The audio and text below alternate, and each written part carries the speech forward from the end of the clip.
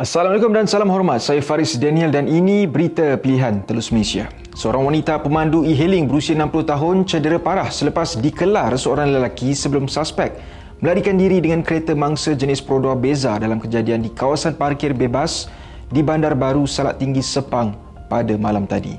Ketua Polis Daerah Sepang ACP Nur Hizam Bahaman memaklumkan kejadian berlaku kira-kira jam 9.40 malam menyebabkan mangsa mengalami kecederaan serius di bahagian leher dan lengan kiri sebelum dikejarkan ke Hospital Cyberjaya untuk rawatan.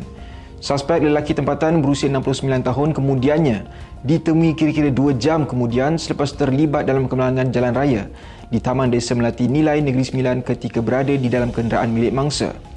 Polis turut menemui sebilah pisau kerambit di dalam kereta berkenaan. Suspek yang turut mengalami kecederaan di leher kini dirawat di unit rawatan rapi ICU Hospital Cyberjaya. Kes disiasat di bawah Seksyen 307 Kanun Keseksaan kerana cubaan membunuh.